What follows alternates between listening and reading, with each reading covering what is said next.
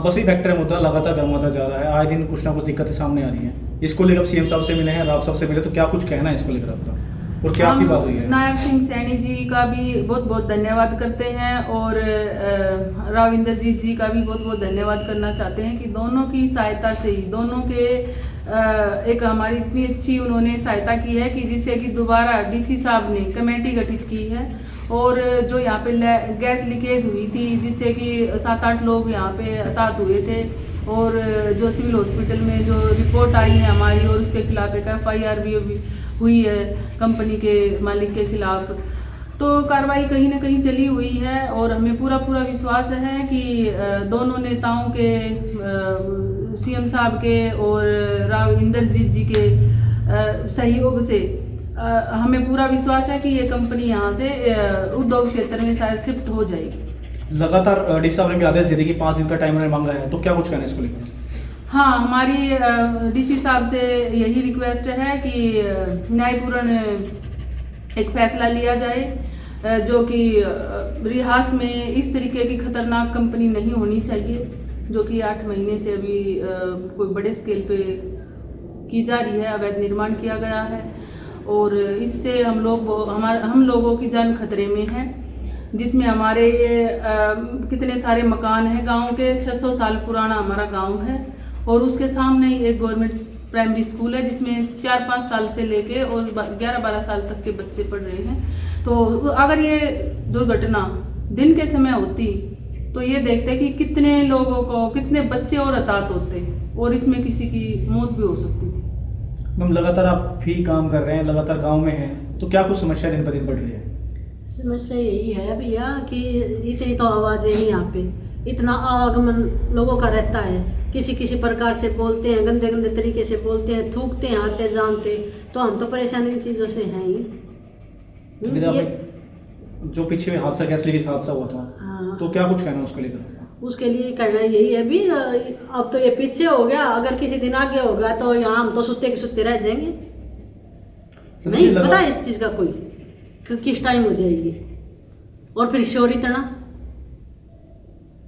जी, लगातार आप भी समाज से काम कर रहे हैं, फैक्ट्री से 8 महीने से लगातार उठा रहे थे, क्या कुछ कहना है, क्या कुछ मान रहे, इतना मान रहे हैं अभी तक? देखो, सबसे पहली बात तो ये है कि रिहायशी इलाके में फैक्ट्री का कोई मतलब नहीं है, लाल लोरा की ज़मीन है ना, वो लोग गांव में रहते हैं साफ और स्वच्छ वातावरण के कारण।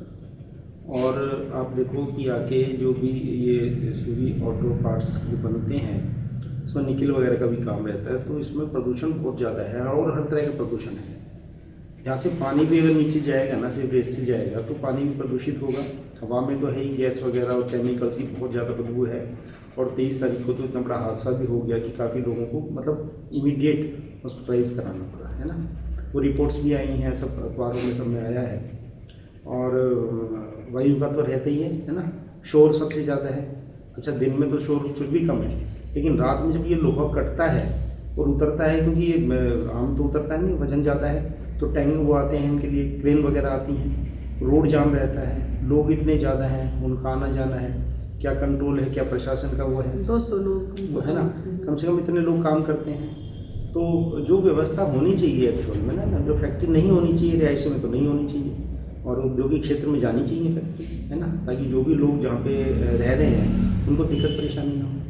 अभी क्या मान रहे हैं? सीएम साहब से मिले, राव साहब ने सीएम साहब से मिले तो उन्होंने क्या किया कि उन्होंने बात की, डीसी साहब को आदेश करवाया कि जी आप कमेटी का गठन करें, और सभी विभाग इस बात की जांच करेंगे कि किस मतलब क्या क्या इस पे वो नॉर्म्स में फॉलो कर रहा है ये कि नहीं कर रहा है, और जो भी चीज़ें गलत पाई जाएंगी तो उसके खिलाफ एक्शन होगा। जी, क्या कहना है? भैया, हमारा कहना तो यही है कि प्लीज़ इसको कहीं और शिफ्ट कराया जाए। हम तो सभी से हाथ जोड़ के यही निवेदन करते हैं, प्लीज़ इसको यहाँ से हटवाएं। किसी की कोई पर्सनली दुश्मनी नहीं है इस मैटर में ना, किसी की पर्सनली नहीं, लेकिन सबको तकलीफ है तो अपनी आवाज़ उठा रहे हैं सब लोग अपने अपने तरीके से, जहाँ भी मदद के लिए गुहार लगाई जाती है ना, जिसके पास भी जाते हैं मदद। अरे भाई, दिक्कत किसको होगी? जो आसपास है उन्हीं को ज़्यादा है, बिल्कुल ज़्यादा, पूरे गांव को थोड़ी है। जिसे दिक्कत नहीं वो नहीं बोलेंगे, जिसे दिक्कत है वो बोलेगा। बिल्कुल, प्रशासन अपना काम ईमानदारी से करे, सही जांच करे, सही तरीके से रिपोर्ट सबमिट कराए, और जो जेन्युइन एक्शन होना चाहिए वो होना ही चाहिए। बस यही हमारी वो है। और अगर ऐसा नहीं होता है, मान लेते हैं कि ऐसा नहीं होता है, देखो मेरी बात जब हुई थी तो मैंने ये बात रखी थी कि हो सकता है हम अनजान हैं, हमें नहीं पता, हम ना कानूनी शब्द हम नहीं जानते, जब भी हम एप्लीकेशन वगैरह देते हैं उसमें कहीं ना कहीं कुछ कमियां रह जाती हैं, है ना, उनके जवाब भी नहीं है हमारे पास में। लेकिन हम एक बात कह रहे हैं कि लाइव तो फैक्ट्री है ना, प्रदूषण तो उससे लाइव हो रहा है ना, वो देख लीजिए आप आगे, उसमें क्या है। ठीक है, हमारे लिखने पढ़ने में कहीं ना कहीं कमी हो सकती है, और अगर सही से जांच नहीं हुई, क्योंकि चीज़ें सब सामने हैं, तो हम धीरे धीरे अब धरना प्रदर्शन भी करेंगे, है ना, और फिर हम जो भी होगा, जो भी हमारे को समझ में आएगी, हम इससे भी ऊपर अधिकारियों से या जिससे भी मिलना होगा, जनप्रतिनिधियों से, उनसे मिलेंगे, अपनी बात रखेंगे, जो बिल्कुल सर, अपनी तकलीफ जहाँ तक पहुँचा सकेंगे वहाँ तक पहुँचाएंगे। Thank you. जैसे अभी सेक्टरों में, यानी कि सेक्टर तो बाद में आए हैं गांव के, गांव में तो बहुत ज़्यादा सेफ्टी और सुरक्षा होती थी, लेकिन ये इतने सारे लोग यहाँ से आ रहे हैं, क्या डीसी साहब जहाँ रहते हैं या कोई भी अधिकारी या कोई भी अच्छा सेक्टरों में रहते हैं, सोसाइटीज़ में रहते हैं, तो क्या एक अननोन पर्सन या कोई एक डॉग तक भी वहाँ नहीं जा सकता, इतनी सेफ्टी और सिक्योरिटी है। तो क्या गांव इतना गिर गया, इतना वो हो गया कि गांव के लोगों को अपने जीवन बचाने के लिए इतनी सारी वो करनी पड़ रही है, इतने सारे लोगों से हम मिल रहे हैं, तो कहीं ना कहीं हम चाह रहे हैं कि प्रशासन इस पे ध्यान दे, ठीक है। और सीएम साहब और राव इंद्रजीत जी हमारे सांसद ने तो बोल ही दिया, उन्होंने तो वो तो हमारे पूर्ण सहयोग में है हमारे साथ, तो हम प्रशासन से भी ये उम्मीद रखते हैं कि वो एक, चाहे लेबर हो, चाहे केमिकल डिपार्टमेंट हो या कोई भी डिपार्टमेंट या प्रदूषण विभाग है, तो हम उनसे हाथ जोड़ के रिक्वेस्ट करते हैं कि आप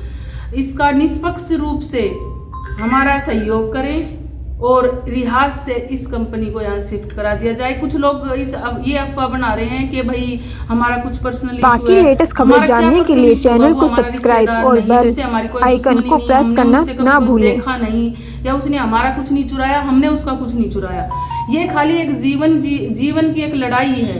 हो सकता है भोपाल जैसी कोई इस टाइप की एक वो हो जाए, ये क्योंकि हमारे ये जो कंपनी है हमारे घरों से बिल्कुल सटी हुई है स्कूल के साथ, और हमारे घरों से हजारों लोगों की जिंदगी बचाने के लिए हम कह रहे हैं, ये हमारा उससे कोई पर्सनली द्वेष नहीं है। तो हमारी उस भाई से भी यही रिक्वेस्ट है कि आप यहाँ पे कोई अच्छी संस्था बनाएं, कोई घर बनाएं, अच्छी जगह है, देखो रियास है, इस कोई यहाँ कंपनी है ही नहीं, कोई बैक साइड में कहीं है तो ये वहाँ चला जाए, तो हमें जीने दें आराम से, हमारे पुश्तैनी मकानों को ऐसे खराब ना करवाया जाए, और ऐसे तो फिर गांव विलुप्त हो जाएंगे।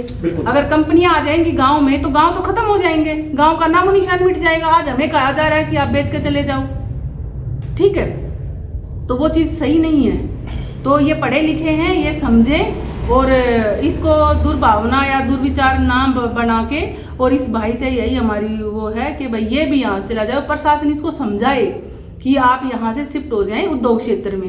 किस बात की है अवैध निर्माण, अवैध तरीका, सारी चीज़ें गलत कर रहे हैं वो, तो हमारी उनसे भी रिक्वेस्ट है कि उनसे हमारा कोई पर्सनली कोई है ही नहीं। बाकी लेटेस्ट खबरें जानने के लिए चैनल को सब्सक्राइब और बेल आइकन को प्रेस करना ना भूलें।